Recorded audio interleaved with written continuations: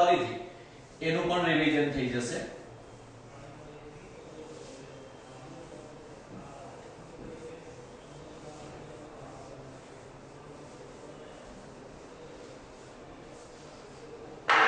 એક 98 બહાર પાડ્યા છે.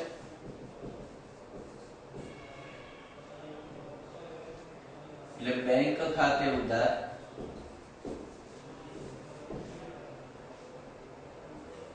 ડિબેન્ચર પરતના નુકસાન ખાતે ઉધાર તે 8% ના ડિબેન્ચર ખાતે તે ડિબેન્ચર પરત પ્રીમિયમ ખાતે 100 ની મૂળ કિંમતે જ બહાર પાડ્યા છે એટલે 10000 ડિબેન્ચર ગુણ્યા 100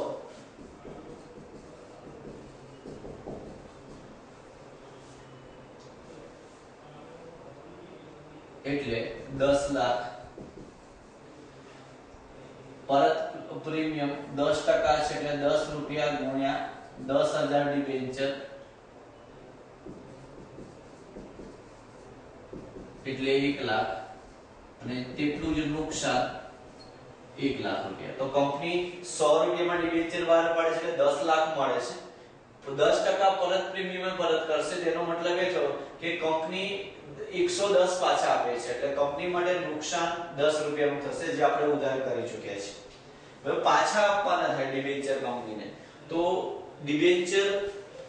ખાતે ઉધાર ડિબેન્ચર પરત પ્રીમિયમ ખાતે ઉધાર એના માટેની તારીખ આપણને આપેલી છે 31/12/2004.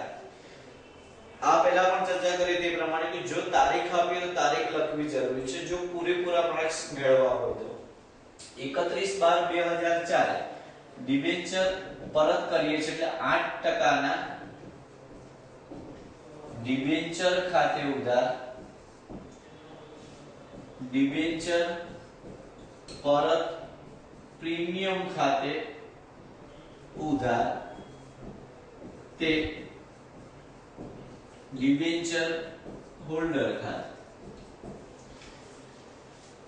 ડિબેન્ચર નું ખાતું 10 લાખ થી જમા છે તો 10 લાખ થી ઉધાર થયું. પરત પ્રીમિયમ 1 લાખ થી જમા છે એટલે 1 લાખ થી ઉધાર અને બેંક ખાતે કંપની 11 લાખ ડિબેન્ચર હોલ્ડર ખાતે જમા કરશે અને તે જ તારીખે ડિબેન્ચર હોલ્ડરને પૈસા ચૂકવશે એટલે ડિબેન્ચર હોલ્ડર ખાતે ઉધાર તે બેંક ખાતે 11 લાખ પણ અહીંયા ડિબેન્ચરના નાણાં કંપની એક કરતા વધારે ઓપ્શનથી પરત કરે છે. આ બે આમનો લખવાનો મારો મીનિંગ એટલો જ છે કે જે અગાઉ તમે જે રિપીટ કરી ચૂક્યા છો દાખલાઓ એનો છે. અહીંયા કંપની જો બધા જ પૈસા રોકડેથી આપી દે તો 11 લાખ પૂરેપૂરા કંપની રોકડેથી પરત કરે છે તો ડિબેન્ચર હોલ્ડર તે બેંક ખાતે. પણ હવે કંપની 3 કે 4 ઓપ્શન આપે છે. 4 ઓપ્શન આ પ્રમાણે આપે છે એટલે પહેલી બે આમનો તો આગળના દાખલા પ્રમાણે લઈએ છે. 4 ઓપ્શન છે કે જે ડિબેન્ચર છે એના બદલામાં કંપની 10 નો 1 તેવા 2 ઇક્વિટી શેર આપશે, 100 નો 1 તેવા 10% ના પ્રેફરન્સ શેર 20% પ્રીમિયમ થી, 100 નો 1 તેવા 6% ના નવા ડિબેન્ચર 10% વટાવે અને રોકડા. એટલે જેને જે વિકલ્પ જોઈએ તે અહીંયા 4 વિકલ્પ છે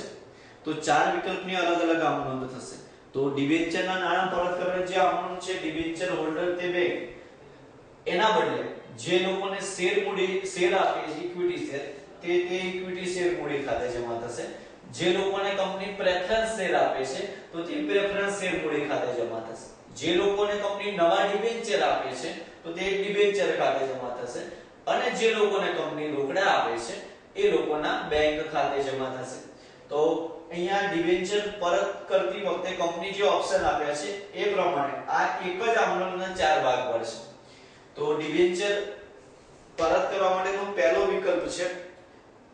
ઇક્વિટી શેર 2 રૂપિયાના પ્રીમિયમ થી આપવા. આવા વિકલ્પ 4200 ડિબેન્ચર હોલ્ડરો સ્વીકાર્યો છે.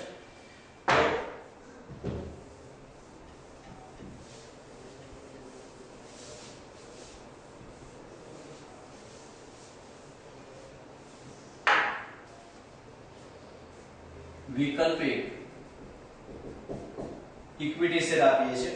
તો 4200 ડિબેન્ચર હોલ્ડરોને કંપનીએ 100 માં 12 પાડી 10% પ્રીમિયમ થી પરત કરવાના છે તો એનો મતલબ એ થયો કે કંપનીએ 110 રૂપિયા પરત કરવાના થશે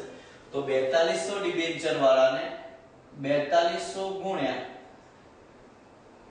110 એટલે 4,62,000 રૂપિયા ના નાણાં પરત કરવાના થશે બદલામાં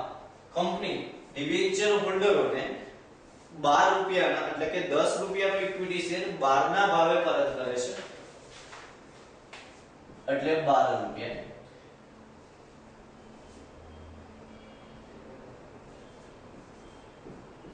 એટલે 38,500 ઇક્વિટી શેર કંપની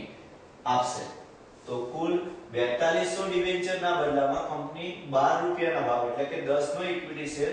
12 માં એટલે કે 2 રૂપિયાના પ્રીમિયમ થી પરત કરશે એની આમ નોંધ થશે ડિબેન્ચર હોલ્ડરો ખાતે ઉધાર 4,62,000 તે ઇક્વિટી શેર મૂડી ખાતે તે જામીનગીરી પ્રીમિયમ ખાતે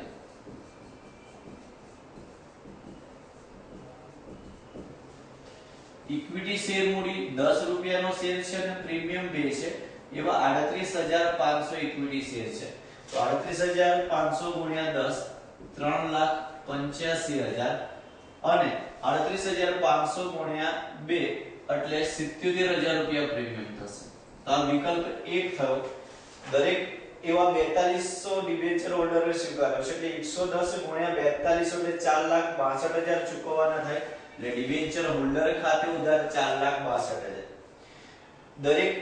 ઇક્વિટી શેર 2 રૂપિયા પ્રીમિયમ થી છે એટલે 38,500 ગુણ્યા 10 મૂડી ખાતે જમા થશે અને પ્રીમિયમ ખાતે 38,500 ગુણ્યા 2 એટલે જામીનગીરી પ્રીમિયમ ખાતે 77,000 રૂપિયા જમા થશે તો આ વિકલ્પ 1 ની આમ વિકલ્પ 2 100 નો એક તેવા 10% ના પ્રેફરન્શિયલ 20% ના પ્રીમિયમ થી આપવાના છે તો વિકલ્પ 2 3000 ડિબેન્ચર હોલ્ડરોએ સ્વીકાર્યો છે એટલે 3000 ગુણ્યા 110 પરત કરશે એટલે 3,30,000 રૂપિયાના નાણાં પરત કરવાના થશે આની સામે કંપનીએ 100 નો એક તેવા 20% ના પ્રીમિયમ થી પ્રેફરન્સ શેર આપ્યા છે તો ભાગ્યા 120 3,30,000